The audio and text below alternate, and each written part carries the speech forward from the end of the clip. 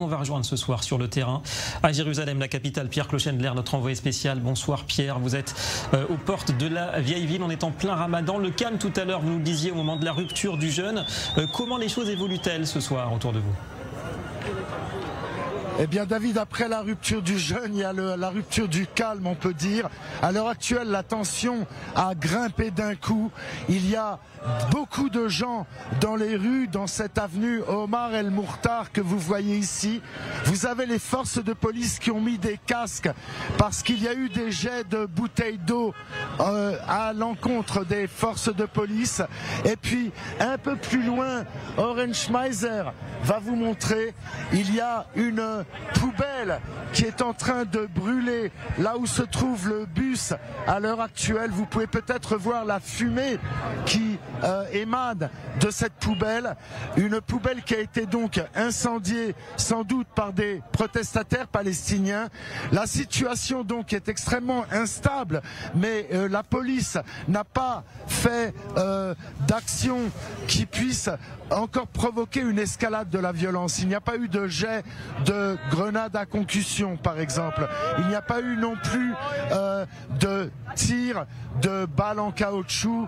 Il n'y a pas eu non plus de jet de liquide puant comme c'est souvent le cas lorsqu'il y a une confrontation.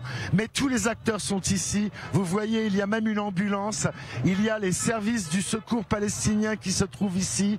Et à chaque instant, là, vous pouvez entendre à chaque instant une clameur. Et cette clameur provoque une situation encore plus électrifiante.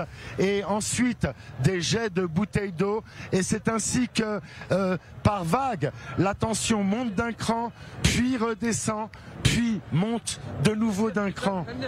Voilà, donc vigilance parce que le contexte est explosif, Pierre, et on surveille de très près le moindre mouvement des forces de sécurité israéliennes, on l'imagine autour de vous. Absolument. Les forces de sécurité patrouillent. Voilà. Là, vous avez tout d'un coup un mouvement de foule.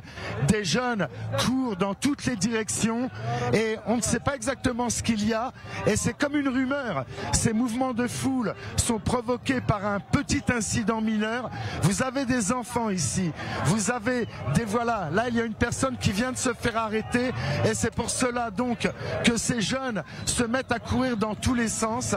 Une personne donc vient, semble-t-il, de se faire arrêter par les forces de police et Oren est en train de leur courir après pour voir exactement ce qu'il se passe.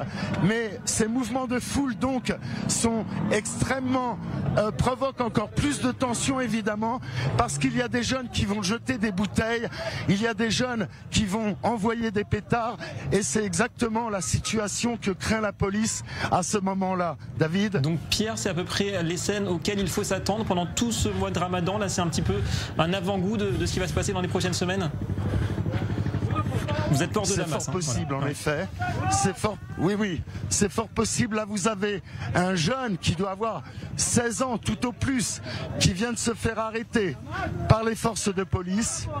Et oui, en effet, c'est le genre de situation qui éclate pratiquement chaque soir.